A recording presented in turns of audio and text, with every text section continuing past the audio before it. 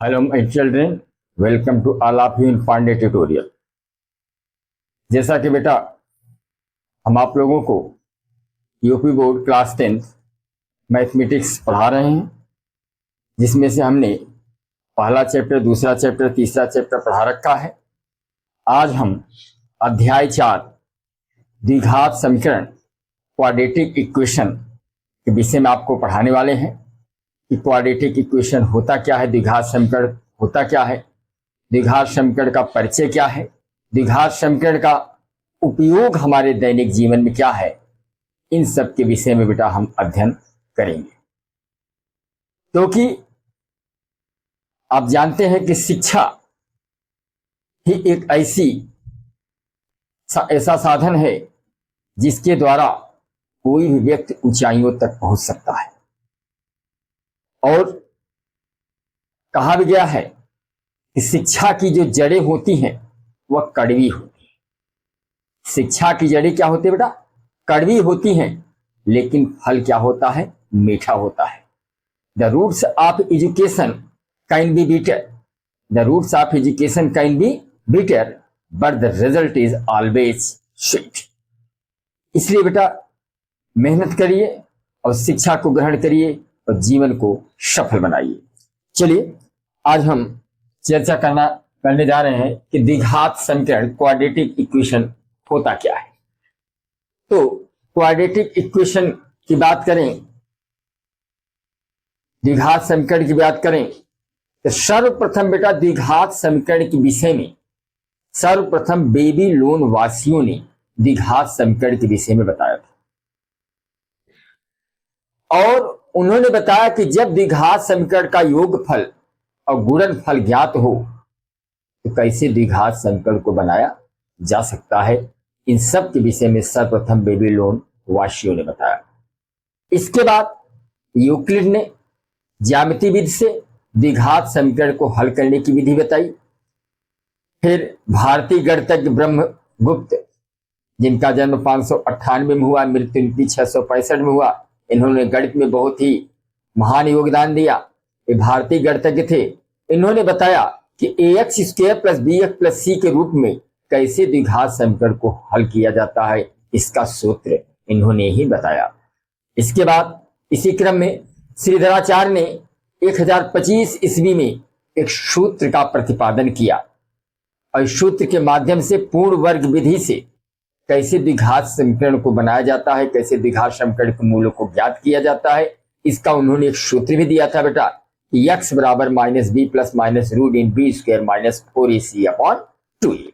इसके बाद इसी क्रम में उमर खयाम साहब ने एक फार्मूला दिया ax square plus bx plus c बराबर 0 और पूर्ण वर्ग विधि से कैसे जो है समीकरण को हल किया जाता है, द्विघात समीकरण को बनाया जाता है, इन सब के विषय में बताया।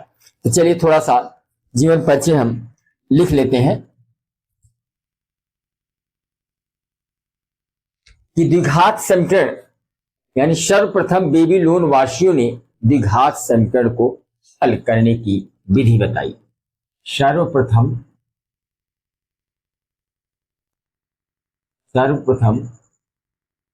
बेबीलोन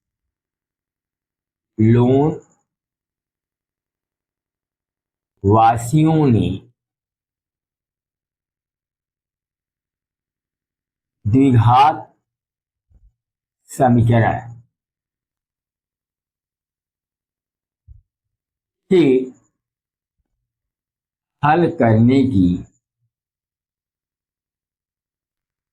करने की विधि बताई बेटा, विधि बताई।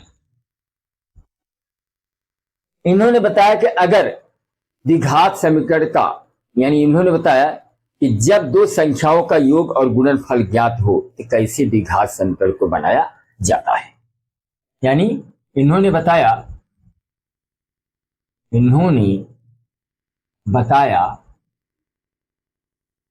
जब दो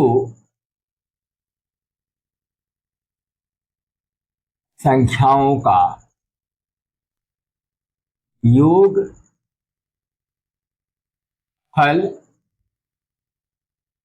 और गुणनफल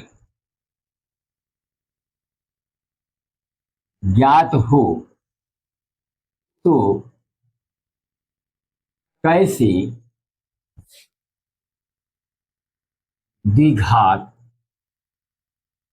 समीकरण को बनाया जाता है। इसका बेटा इन्होंने एक फार्मूला दिया था, वो फार्मूला यह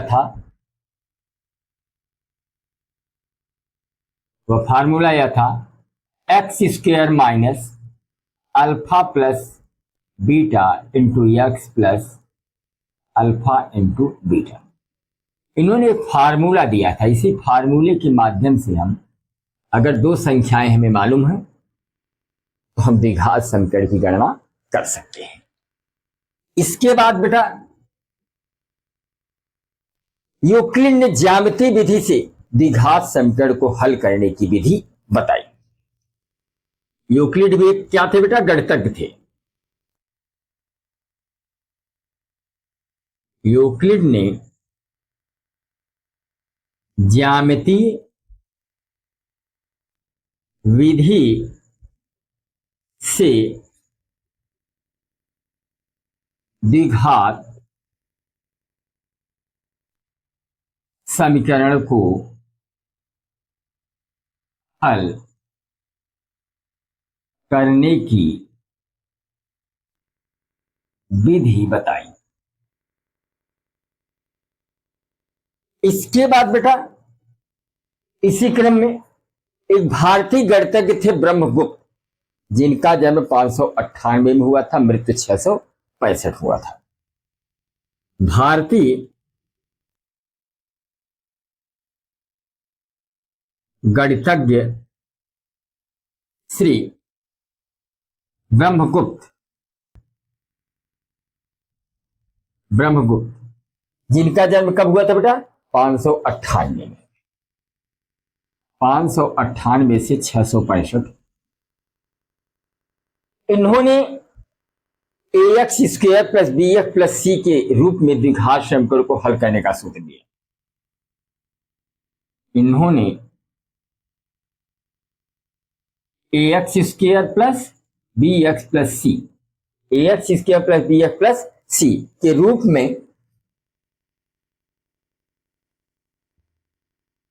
रूप में द्विघात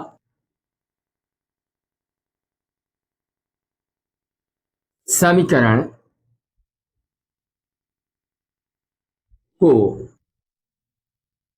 हल करने का सूत्र बताया। और इसी क्रम में बेटा चौथे क्रम में आप कह लीजिए कि श्रीधराचार्य ने 1025 ईस्वी में एक सूत्र का प्रतिपादन किया। श्रीधराचार्य ने 1025 ईस्वी में एक सूत्र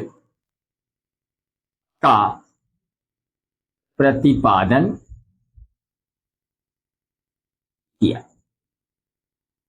जिसकी सहायता से बेटा किसी भी दिए गए द्विघात समीकरण के मूल को ज्ञात किया जा सकता है। और सूत्र क्या था बेटा? वो सूत्र यह है, x बराबर minus B plus minus root in B square minus 4ac upon 2a। यह है बेटा श्रीधराचार्य विधि। यही फार्मूला इन्होंने दिया था। इस विधि से, इसी सूत्र से हम जो है आसानी से दिए गए द्विघात समीकरण के मूलों की गणना कर सकते हैं। फिर बेटा एक और महत्वपूर्ण गणितज्ञ हैं, जिनका नाम है बेटा उमर खयाम साहब। उमर खयाम साहब ने उमर खयाम विधि, यानी उमर खयाम भी एक गणितज्ञ थे। इन्होंने बताया कि ax square plus bx plus c बराबर 0। पूर्ण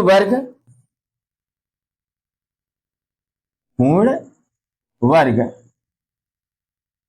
विधि से द्विघात समीकरण को हल करने की विधि में हल करना बताया।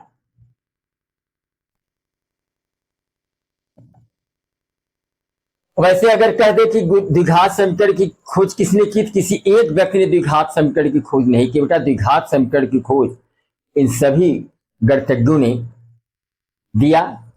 और चलिए इसका स्क्रीनशॉट ले लीजिए। इसके बाद हम आपको बताते हैं द्विघात समीकरण का हमारे दैनिक जीवन में उपयोग क्या है और द्विघात समीकरण का उदाहरण बताते हैं। चलिए बेटा देखिए, द्विघात समीकरण का दैनिक जीवन में उपयोग क्या है, यानी द्विघात समीकरण किसे कहते हैं, इसकी परिभाषा तो आप जान लीजिए। ऐसा समीकरण जिसकी घात 2 हो उसे क्या कहते हैं, द्विघात समीकरण। थोड़ा सा द्विघात समीकरण की भी डेफिनेशन लिख लीजिए कि what is the quadratic equation, क्या है द्विघात समीकरण।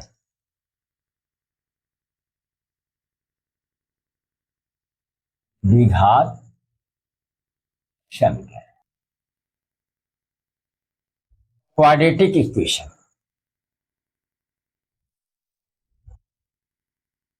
Quadratic equation.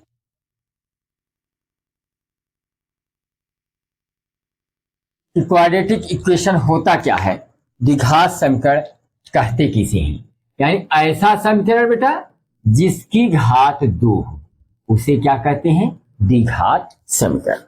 तो इसकी भी परिभाषा लिख लेते हैं। ऐसा समीकरण, ऐसा समीकरण जिसकी घात 2 उसे द्विघात समीकरण कहते हैं। 2 से अधिक घात नहीं होनी चाहिए, ना 2 से कम घात होनी चाहिए, याद रखना। 2 से न कम हो न 2 से ज्यादा। जैसे एग्जाम्पल ले लें द्विघात समीकरण का, x square plus 5x plus 6, ये द्विघात समीकरण बेटा, चूंकि इसकी अधिकतम घात क्या है 2। और भी द्विघात समीकरण ले लें, जैसे समीकरण बना लें, जैसे x square plus 8x plus 12, ये सब क्या है बेटा, द्विघात समीकरण। तो ऐसा समीकरण जिसकी घात क्या हो 2, तो ये देखिए बड़ी से बड़ी घात क्या है 2, ये बड़ी से बड़ी घात 2, ये द्विघात समीकरण है। तो द्विघात समीकरण समझ गए, ऐसा समीकरण जिसकी घात 2 उसे द्विघात समीकरण कहते हैं। हाँ, द्विघात समीकरण का दैनिक जीवन में बेटा, हमारे दैनिक जीवन में उपयोग क्या है, आखिर हम द्विघात समीकरण को क्यों पढ़ते हैं, द्विघात समीकरण को चैप्टर में क्यों रखा गया है, इस तरह की बातें प्राय बच्चों के दिमाग में आ जाती हैं। आखिर इस चैप्टर को क्यों रखा गया है मैथमेटिक्स में, इसके रखने के फायदा क्या है, इसको पढ़ने से हमें क्या लाभ मिलेगा। तो द्विघात समीकरण का दैनिक जीवन में बहुत उपयोग होता है बेटा, हमारे आम जीवन में बहुत उपयोग होता है। जैसे किसी बंद स्थान का क्षेत्रफल ज्ञात करना हो, वहां हम द्विघात समीकरण का उपयोग करते हैं। किसी उत्पाद का लाभ क्या है, हानि क्या है, उसकी डिजाइन के लिए किसी उपकरण का वक्र बनाना हो, इन सब के लिए हम द्विघात समीकरण का उपयोग करते हैं। द्विघात समीकरण का इन्हीं जगहों पर उपयोग किया जाता है। तो अब द्विघात समीकरण का उपयोग, द्विघात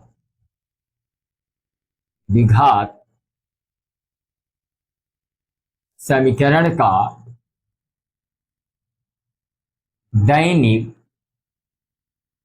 जीवन में उपयोग क्या है, हमारे दैनिक जीवन में द्विघात समीकरण का कहां कहां उपयोग किया जाता है। तो पहला उपयोग कहां होता है बेटा, पहला उपयोग तो यानी किसी बंद स्थान का क्षेत्रफल ज्ञात करने के लिए, किसी बंद स्थान का क्षेत्रफल ज्ञात करने के लिए द्विघात समीकरण का उपयोग किया जाता है। और कहाँ उपयोग करते हैं द्विघात समीकरण का बेटा? किसी उत्पाद का लाभ या हानि, किसी उत्पाद का लाभ या हानि, किसी उत्पाद का लाभ हानि, किसी उत्पाद में कितना लाभ हुआ है, कितना हानि हुआ है, या डिजाइन के लिए, या डिजाइन के लिए किसी उपकरण का वक्र बनाना, किसी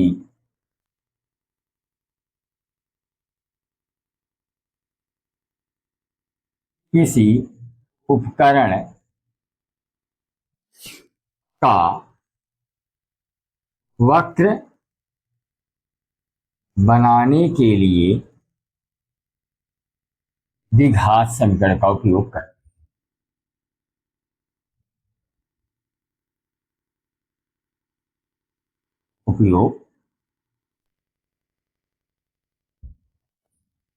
तो समझ गए बेटा कि द्विघात समीकरण का मैंने संक्षिप्त जीवन परिचय आपको दे दिया। उसके बाद द्विघात समीकरण परिभाषा क्या है, द्विघात समीकरण का मैंने एग्जाम्पल दे दिया, द्विघात समीकरण का हमारे दैनिक जीवन में उपयोग क्या है इसको मैंने आपको बता दिया। अब बेटा इसके कुछ इंपॉर्टेंट सवाल जो कि यूपी बोर्ड के एग्जामिनेशन में बार बार पूछे जाते हैं, 100% इसके आने की संभावनाएं क्या हैं जो हैं, इन्हीं सवालों को मैं आपको बताने जा रहा हूं। इस सवाल को आप लिखिए और इसका नोट्स बनाइए, और 100% इसका एग्जाम में आने की संभावना है। मैं हर रूल पे जितने इंपॉर्टेंट सवाल हैं उसको मैं बताऊंगा। चलिए इसका पहले आप स्क्रीनशॉट ले लीजिए। चलिए बेटा, द्विघात समीकरण का एक इंपॉर्टेंट सवाल है, मोस्ट आईएमपी एक क्वेश्चन है कि समीकरण 5x² - 3x + 2 = 0 के मूलों का योगफल और गुणनफल ज्ञात करो।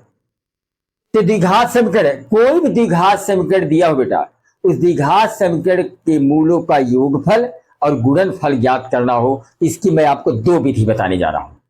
जो विधि बेटा आपको अच्छा लगे उस विधि से आप सवाल लगाइए।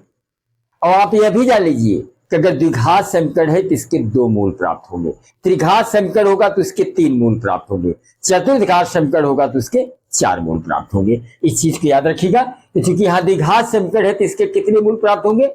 2 मूल प्राप्त होंगे। चलिए पहला मेथड क्या है? द्विघात समीकरण को का योगफल और गुणनफल ज्ञात करने का पहला मेथड देखें। मेथड फर्स्ट क्या है? पहला विधि है, जैसे सवाल है आपका 5x² - 3x + 2 = 0। इस द्विघात समीकरण के मूलों का योगफल और गुणनफल ज्ञात करना है। इसका पहला विधि यह है कि दिए गए द्विघात समीकरण को बेटा सूत्र ax² + bx + c = 0 से तुलना करके हम a b c का मान ज्ञात कर लेते हैं। उसके बाद मूलों का योगफल -b/a और गुणनफल c/a सूत्र का प्रयोग करके हम आसानी से मूलों के योगफल और गुणनफल ज्ञात कर सकते हैं। सबसे पहले क्या करेंगे, इस द्विघात समीकरण को बेटा हम ax² + bx + c = 0, ये फार्मूला है बेटा, सूत्र है। ax² + bx + c = 0 से क्या करेंगे? तुलना करने पर तुलना करेंगे बेटा। देखो x² से x² कट गया तो a का मान क्या हुआ? 5। x से x कट गया तो b का मान -3 और c का मान 2। c का मान क्या निकला बेटा? 2। अब फार्मूला लगाइए। सूत्र क्या है? मूलों का योगफल बराबर सूत्र होता है माइनस बी बाई ए। क्या सूत्र होता है? माइनस बी बाई ए। यहां बी का मान क्या है बेटा? -3, और एक माइनस ये और एक सूत्र वाला माइनस, ये दोनों माइनस माइनस मिलकर क्या हो जाएंगे? प्लस। और बी का मान क्या हो जाएगा? 3। यहाँ पे या ऐसे भी सकते हो, माइनस वैसे है, बी का मान हमने क्या लिख दिया? -3, और ए का मान क्या है? 5। तो माइनस गुणा माइनस में हुआ तो क्या हुआ? प्लस। क्या आया? 3/5। तो मूलों का योगफल कितना निकला? मूलों का योगफल 3/5। अब बेटा योगफल तो निकल गया, अब हम क्या निकालेंगे? मूलों का गुणनफल। मूलों का गुणनफल। गुणनफल का सूत्र होता है बेटा C/A। क्या सूत्र होता है? C/A। अब C का मान कितना बेटा? C का मान 2 है। C का मान कितना है? 2 है। और A का मान कितना है? 5। तो मूलों का योगफल 3/5 और गुणनफल क्या निकला बेटा? गुणनफल 2/5। ये तो पहला विधि है। तो समझ गई नहीं? सबसे पहले दिए गए द्विघात समीकरण को ax² + bx + c से तुलना करेंगे और तुलना करके abc का मान निकालेंगे। देखिए x² से x² कट गया तो a का मान 5 हुआ, x से x कट गया, b का मान -3 हुआ और c का मान 2 हुआ। अब abc का मान निकल गया। ये फार्मूला है बेटा कि मूलों का योगफल सूत्र क्या होता है? -b/a, और b का मान कितना है? -3। एक माइनस या एक माइनस है, दोनों माइनस माइनस मिलकर क्या हो जाएंगे? प्लस। और एक मान आपका 5 है, 5 हमने लिख दिया। अब मूलों का गुणनफल का सूत्र क्या होता है? C/A। देखिए अभी फार्मूला है मूलों का गुणनफल, ये भी आपका फार्मूला है, ये भी फार्मूला। मूलों का गुणनफल C/A, और C का मान कितना बेटा? 2, और एक मान कितना है? 5 है, तो 2/5। और सेकंड मेथड क्या है? यह भी देख लीजिए, सेकंड मेथड क्या है, दूसरी विधि क्या है? अब ये आपका जैसे द्विघात समीकरण दिया है 5x² - 3x + 2 = 0। अब इसकी मूलों का योगफल अगर आपको निकालना है तो इसमें x² का गुणांक क्या है? 5, x का गुणांक क्या है? 3। गुणांक जानते क्या होता है? कोएफिशिएंट। किसी भी अक्षर के बाएं तरफ जो संख्या होती है बेटा, उसी को उसका गुणांक कहते हैं। और अगर कोई संख्या न दी हो तो वहां क्या मानते हैं? 1, यानी गुणांक 1 होता है। यहां पर x² के बाएं क्या है? 5। x² गुणांक क्या हुआ? 5। यहां पर x के बाएं तरफ संख्या क्या है? 3। यहां पर x गुणांक क्या हुआ?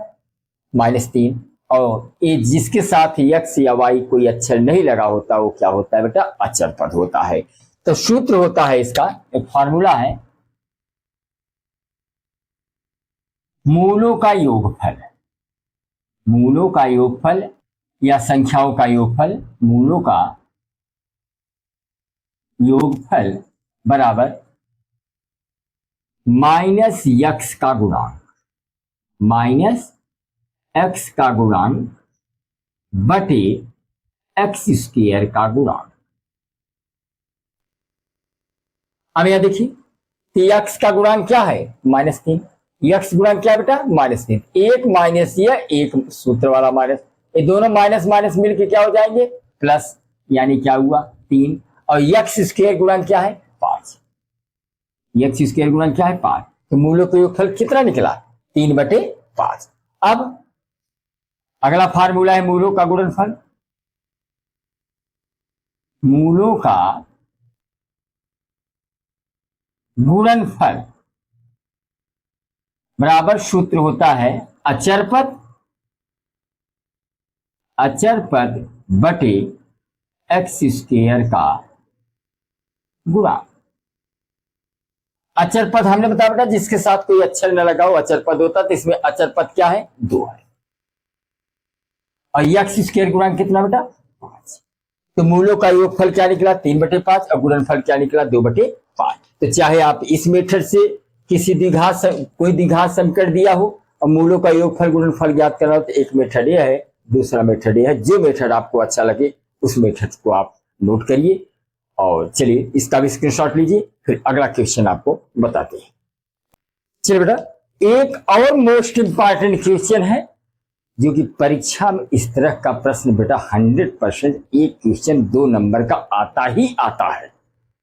जैसे ये सवाल है कि यदि द्विघात समीकरण, क्या लिखा है, यदि द्विघात समीकरण x square plus 2x minus P बराबर 0 का एक मूल क्या दिया है, -2, तो p का मान ज्ञात कीजिए।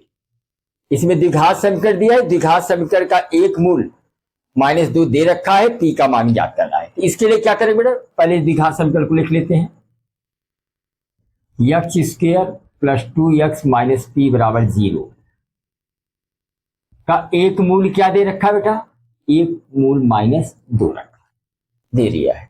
तो p का मान ज्ञात करें। तो इस तरह के सवाल को हल करने के लिए बेटा जहां जहां x है उसके स्थान पर क्या रख देंगे, -2, x का स्थान क्या रख देंगे, इसी द्विघात समीकरण में यही मूल रख देंगे। जो मूल दिया है इस मूल को इस द्विघात समीकरण में रख के हल करेंगे तो आसानी से p का मान ज्ञात हो जाएगा। जहां जहां x है वहां -2 रखिए, x का स्थान क्या रख दिया, -2 का स्क्वायर प्लस 2, ऐसे फिर x का स्थान क्या रख दिया, -2 और माइनस p बराबर 0 के, तो 2 दूनी 4 और प्लस गुणे माइनस 2 दूनी 4 माइनस p बराबर 0।